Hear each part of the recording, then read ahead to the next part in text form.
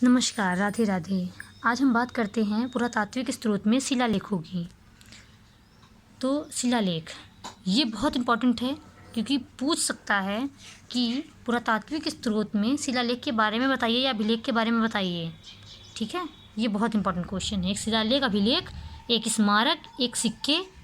फिलहाल शिलालेख इतना इम्पोर्टेंट नहीं जितना सिक्के और स्मारक इम्पोर्टेंट हैं। सिक्के बहुत ज़्यादा।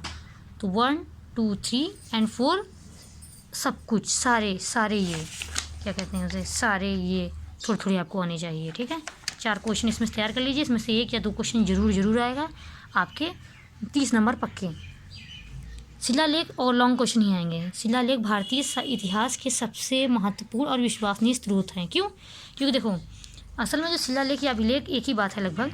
असल में होता क्या है कि जब इन पर हम लोग लिख देते हैं तो ये कभी मिटता नहीं, कभी नहीं मिटता, कोई नहीं मिटा सकता है। तो इससे फ़ायदा ये होता है कि इन्हें चाहे पानी में डाल दिया जाए, चाहे माटी के नीचे दबा दिया जाए, पर इनका लिखावट को तोड़ भी देगा तभी भी कोई मिला के पढ़ लेगा। तो शिलालेख बहुत ही महत्वपूर्ण भूमिका निभाते हैं किसमें, पुरातात्विक स्रोत में। इसके बाद आ जाइए, पांडुलिपियों को नरम सामग्री जैसे वृक्ष छाल, ताड़ का पत्ता, कागज आदि पर लिखा गया था, लेकिन इन्हें इतिहास के बारे में जानकारी का विश्वसनीय स्रोत नहीं माना जाता है। मतलब ताड़ के पत्ते, पांडुलिपि जो थोड़ा इसमें लकड़ी की तरह होता था, उस पर लिखा जाता था। लकड़ी का क्या था, लकड़ी में दीमक लग जाते थे, इसीलिए उसको इतना वो क्या कहते हैं उसे, स्रोत इतने महत्वपूर्ण नहीं मानेंगे। शिलालेखों की लिपि भी इतिहासकार की कई तरह से मदद करती है। हड़प्पा की मुहरें लेखन की प्रारंभिक प्रणाली को दर्शाती हैं।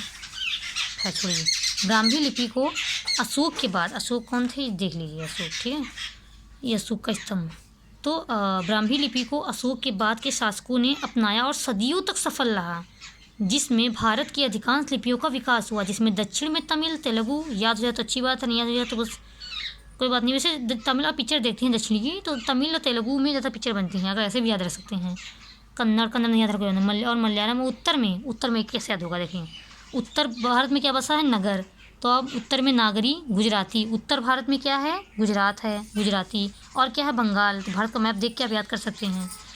और अगर एआईएस के स्टूडेंट हैं तो आपको अपने पास एक मैप जरूर रखना चाहिए, चाहे छोटा सा रखिए चाहे बड़ा सा रखिए, भारत का, जिसमें आपको पता हो कि कौन सा राज्य कहाँ है। स्क्रिप्ट के अक्षरों में संशोधन छोड़े कर दिया। शिलालेख जैसे, अब शिलालेख कौन से थे, अशोक के शिलालेख याद कर सकते हैं। मतलब शिलालेख का मतलब ही है अशोक।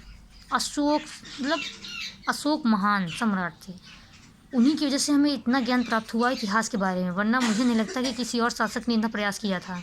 खारवेल का हाथी गुफा अभिलेख, रुद्रदामन का जूनागढ़ अभिलेख, पुष्यमित्र शुंग का अयोध्या अभिलेख आदि।